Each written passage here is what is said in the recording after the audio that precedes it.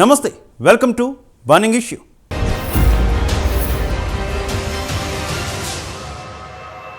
సిద్ధం సభలకు కూడా జగన్ ప్రజాధనాన్ని ఉపయోగిస్తున్నారా? అసలు జగన్ సిద్ధం అంటుంది దేనికి? అప్పులక, తాకట్టులక? అభివృద్ధి అనే పదాన్ని వైసీపీ మర్చిపోయిందా? భవిష్యత్ తరానికి జగన్ ఏం మిగిల్చారు? అప్పుల, వాటి తాలూకు వడ్డీల? ప్రతిపక్షాలకు చేస్తున్నటువంటి విమర్శలకు జవాబేది?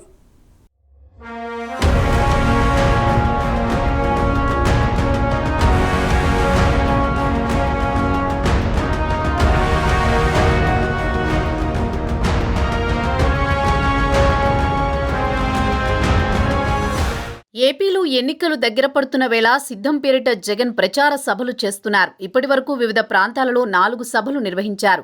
మీ బిడ్డ ఈ 5 ఏళ్లలో మీకోసం నొక్కిన బటన్లను గుర్తుపెట్టుకుని ఈసారి పోలింగ్ బూత్లో ఫ్యాన్ గుర్తుపై బటన్ నొక్కండి అంటూ ప్రజలను మరో ఛాన్స్ కోసం వేడుకుంటున్నారు జగన్.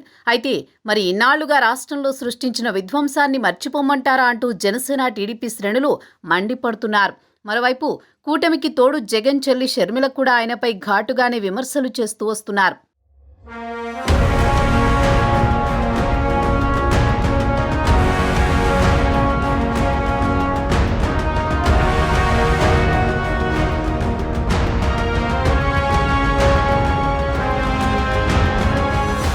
అయితే తాజాగా సిద్ధం అంటూ వైసీపీ ఏర్పాటు చేసిన 4 బహిరంగ సభలకు దాదాపు 600 కోట్లు జగన్ సర్కార్ ఖర్చు చేసింది అంటూ మండిపడ్డారు ఆయన సోదరి వైఎస్ షర్మిల.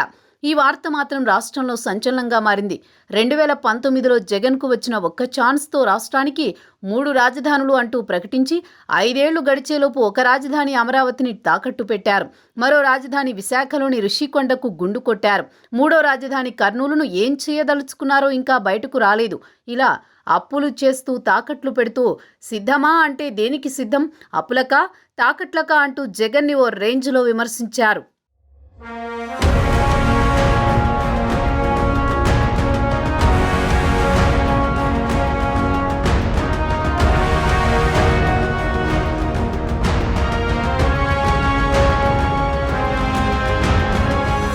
జగన్ ప్రభుత్వం అధికారంలోకి వచ్చిన నాటి నుండి రాష్ట్రానికి వస్తున్న కొద్దో గొప్ప ఆదాయాన్ని సంక్షేమ కార్యక్రమాలకే మళ్లించి అసలు అభివృద్ధి అనే పదాన్ని వైసీపీ డిక్షనరీ నుంచి పూర్తిగా చెరిపేశారు. ప్రజలు జీవన ప్రమాణాలు పెంచలేని వైసీపీ వారి ఖర్చులను మాత్రం అమాంతం 3 4 చేయగలిగింది. ఒక వర్గం ప్రజల ఓట్ల కొనడానికి, మరో వర్గం ప్రజల నడ్డివిర్చి వాటి ద్వారా వచ్చే ఆదాయంతో తమ పార్టీ ఓటు బ్యాంకును పెంచుకోవడంలో జగన్ పూర్తిగా విజయం సాధించారని రాజకీయ వర్గాలంటున్నాయి. అత్త సొమ్ము, అల్లుడి దానం మాదిరి రాజధాని రైతుల భూములను పేద ప్రజలకు పంచుతూ వైసీపీ నాయకులు అదేదో తమ సొంత ఆస్తి పంచినంత ప్రచారం చేసుకుంటున్నారని ప్రతిపక్షాలంటున్నాయి. బటన్ మాత్రమే నొక్కుతాను, మరేమీ చేయలేను అంటూ నిర్మోహమాటంగా బహిరంగ వేదికల మీద ప్రకటిస్తున్న జగన్ ఇప్పటిదాకా అప్పో సొప్పో చేసి ప్రభుత్వ భూములను, ప్రభుత్వ ఆస్తులను తాకట్టు పెట్టి ప్రభుత్వాన్ని నెట్టుకొచ్చారు. ఇక ప్రజలు ఆ అప్పులకు సిద్ధమై తాకట్లను భద్రం చేసుకోవడమే తరువాయి అని హెచ్చరిస్తున్నారు.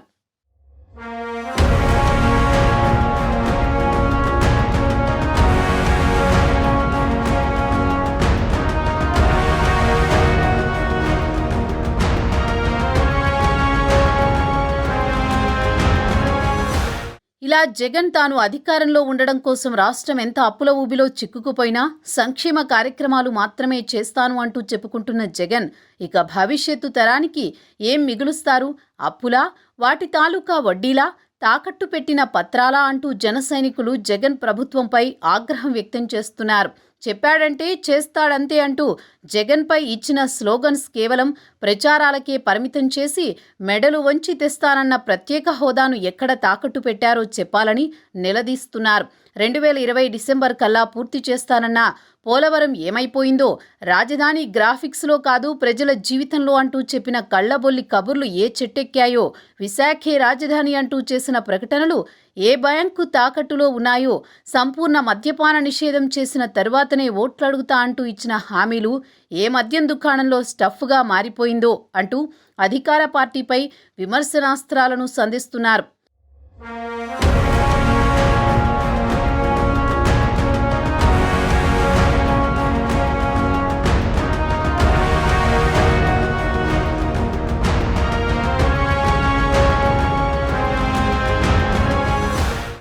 జనవరి 1న రావాల్సిన జాబ్ క్యాలెండర్ ఎక్కడ తిరుగుతుంది? ప్రభుత్వ ఉద్యోగులకు ఇచ్చిన సిపిఎస్ రద్దు హామీ ఏ ఫైల్లో భద్రపరిచారు? కోడికత్తి కేసుకు రుజువేది? పెరిగిన అప్పుకి లెక్కేది? ఇలా ఎన్నో ప్రశ్నలకు జవాబు చెప్పాల్సిన ముఖ్యమంత్రి జగన్ ప్రజాధనంతో పార్టీ సభలు నిర్వహించుకుని ప్రతిపక్ష నాయకుల మీద హీనమైన విమర్శలు చేస్తూ మరో ఛాన్స్ కోసం తాపత్రయపడడం జగన్ రాజకీయ అవసరాన్ని తెలియజేస్తుందని విమర్శకులు కూడా ప్రశ్నిస్తున్నారు. అంతేకాదు రాష్ట్ర ప్రజలు కూడా ఇవన్నీ గమనిస్తున్నారని, ఓటమికి జగన్ సిద్ధంగా ఉండాలని సర్వేలన్నీ కూడా చెబుతున్నాయి.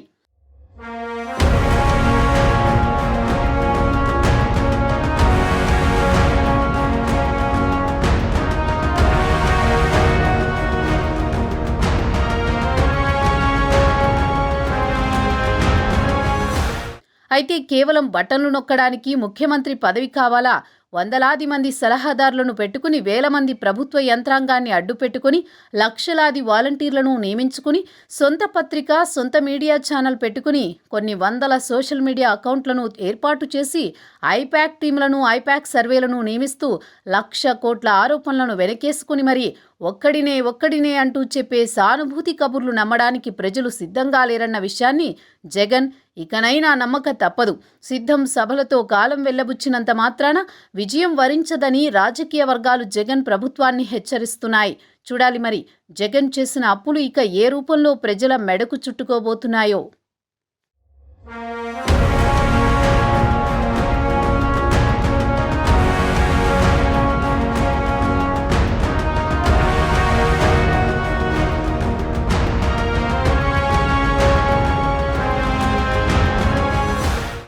జగన్ అధికారంలోకి వచ్చినప్పటి నుంచి సంక్షేమం పేరిట కనిపించిన ప్రభుత్వ ఆస్తులను తాకట్టు పెట్టుకుంటూ వచ్చారు.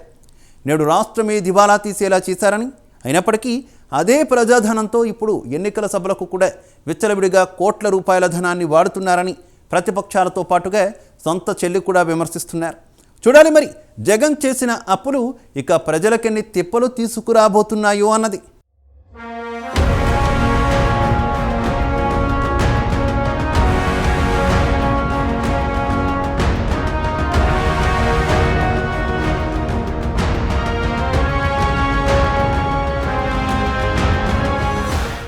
బర్నింగ్ ఇష్యూలో షార్ట్ బ్రేక్ తీసుకుందాం.